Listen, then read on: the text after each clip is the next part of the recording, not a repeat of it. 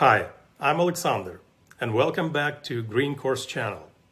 Have you ever noticed that despite of significant efforts and extensive dialogue, many green initiatives fail to achieve their intended impact? Today I want to explore why international treaties keep falling short and how blockchain and crypto can help to fix it. About 20 years ago, I developed a new business branch at a small technical consulting company in my home country. I led a group of consultants developing joint implementation projects under Article 6 of the Kyoto Protocol. Those JI projects that we developed aimed to generate carbon credits, the emission reduction units during the first Kyoto commitment period from 2008 to 2012. I remember endless discussions about carbon pricing, forecasts, and risk hedging. However, as the commitment period approached, the carbon market failed due to global economic recession of 2008 and over-allocation of free allowances among EU ETS participants. Global agreements like the Kyoto Protocol and the Paris Agreement or other decisions made at the UN climate summits all aim to reduce greenhouse gas emissions.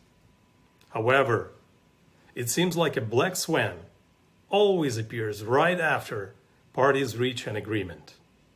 Why do you think it happens? So why climate treaties fail? Simple explanation. It's a classic game theory problem. If you never heard of what it is, I would encourage you to spend 20 minutes Googling on what is the prisoner's dilemma and free rider problem.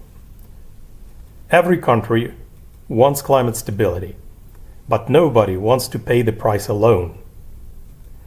So we fall into a trap of prisoner's dilemma and the free rider problem.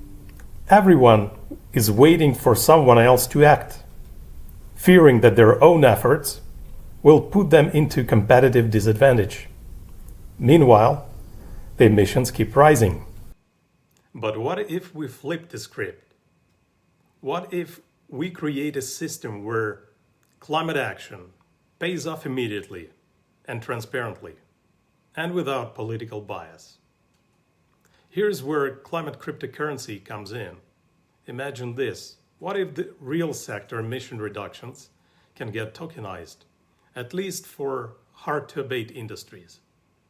And investors could mine cryptocurrency by investing into real sector projects. Each verified ton of abated carbon emissions comes with a smart contract.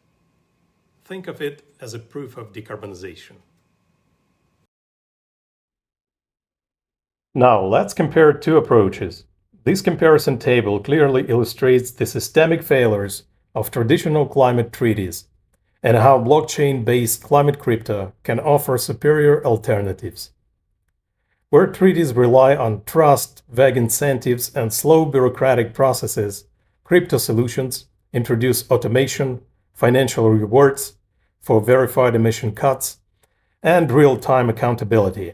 In essence, it shifts climate action from voluntary sacrifice to incentivized performance, turning a global public good into a digital value. It's time to take next step. Link real-world decarbonization with digital finance at scale. Thanks for watching. If presented ideas sparked your imagination, you know what to do. Until next time.